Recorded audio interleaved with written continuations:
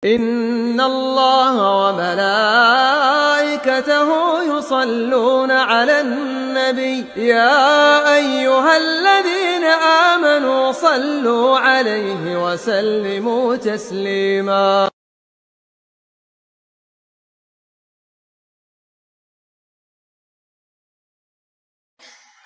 Yang ketiga, landasan ahlul bid'ah yang ketiga adalah mencela sahabat dan para ulama. Para sahabat Nabi Muhammad SAW adalah orang-orang yang dipuji oleh Allah Subhanahu wa taala. Radhiyallahu anhum wa radu'an. Allah ridha kepada mereka dan mereka pun ridha kepada Allah Subhanahu wa taala. Oleh karenanya para ulama ahlul hadis bersepakat bahwa semua sahabat itu terpercaya, adil.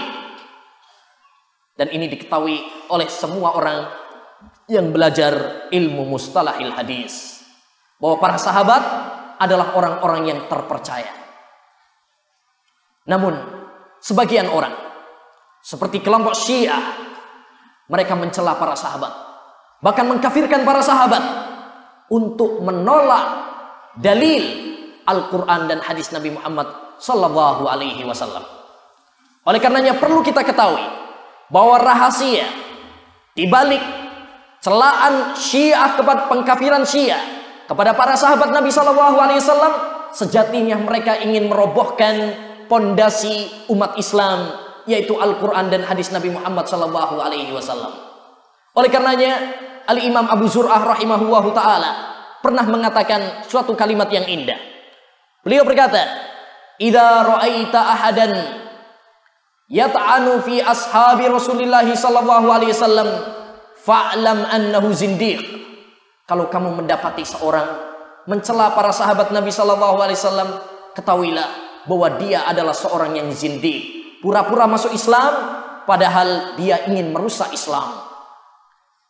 Li'anna as-sahabata indana udul, karena para sahabat itu bagi kami adalah orang-orang yang terpercaya. Li'annal kitabah haq was sunnata indana haq walladzina naqalu ilainal kitaba was sunnah ashabu Rasulillah. Quran adalah benar, sunnah adalah benar, dan yang menukil Quran dan hadis adalah siapa? Para sahabat. Maka kalau penukilnya sudah disalahkan, sudah dikafirkan, sejatinya Al-Quran dan sunnah pun menjadi roboh. Oleh karenanya mereka hendak merobohkan Al-Quran dan hadis Nabi Sallallahu Alaihi Wasallam. Oleh karenanya ayyuhal ikhwah, kenapa orang-orang Syiah begitu benci kepada Aisyah lebih daripada sahabat yang lainnya? Kenapa orang-orang Syiah begitu benci kepada sahabat Abu Hurairah lebih daripada yang lainnya? Karena Abu Hurairah adalah sahabat yang paling banyak meriwayatkan hadis, 5.000 lebih. Itu baru Abu Hurairah, ditambah Aisyah. Kalau dua orang saja dikafirkan, maka betapa banyak hadis di dalam Sahih Bukhari dan Sahih Muslim yang mentah, tidak bisa dijadikan sebagai hujah di dalam beragama. Oleh karenanya perlu kita pahami bahwa celaan kepada sahabat ini adalah pijakan ahlul bid'ah untuk beragama atau berdalil dengan dalil yang salah. Demikian juga termasuk dalam masalah ini adalah mencela para ulama. Betapa banyak mereka menolak hadis dengan cara yang licik, yaitu mencela para ulama.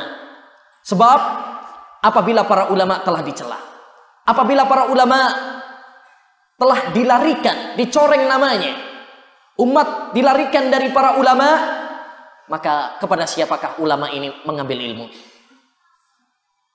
Ngambil kepada orang-orang yang bodoh. Amr bin Ubaid, seorang tokoh Mu'tazilah, pernah mengatakan, dan ini adalah sebuah contoh bagaimana orang ahlul bid'ah mencela ulama untuk menolak dalil. Dia pernah mengatakan, tatkala dibawakan kepadanya hadis dari Hasan al-Basri dan dari Ibnu Sirin, maka dia mengatakan, ma kalamul Hasanil Basri wa Ibnu Sirin illa kahirqatim ra'atin mulqah.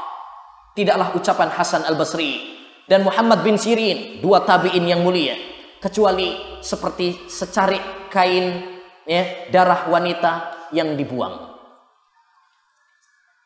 Dan tatkala Amr bin Ubaid disampaikan kepadanya hadis Abdullah bin Mas'ud riwayat Bukhari dan Muslim tentang takdir, bahwasanya manusia ya ketika di perut ibunya datang kepadanya malaikat dan menentukan ya ajalnya, rizkinya, amalnya, maka Amr bin Ubaid berkomentar, seandainya saya mendengar hadis ini dari A'mash, maka saya akan menolaknya. Seandainya saya mendengar hadis ini dari Abdullah bin Mas'ud, sahabat yang mulia, saya pasti menolaknya. Seandainya saya mendengar hadis ini dari Rasulullah SAW sekalipun, saya pasti menolaknya. Dan seandainya saya mendengar langsung dari Allah, maka saya akan katakan protes kepadanya, ya Allah, tidak seperti ini kamu membuat perjanjian dengan kita. Inilah ciri-ciri ahlul bid'ah di dalam beragama. Mereka menolak hadis Nabi SAW dengan cara mencela para ulama, mencela para sahabat Nabi SAW. Maka waspadalah dari pemikiran-pemikiran melarikan umat dari para ulama, dari para penuntut ilmu, dari para duat, ya, dari para ustadz yang berdakwah menegakkan Al-Quran dan Sunnah Nabi SAW. Karena pada hakikatnya mereka ingin menjauhkan umat dari kebenaran.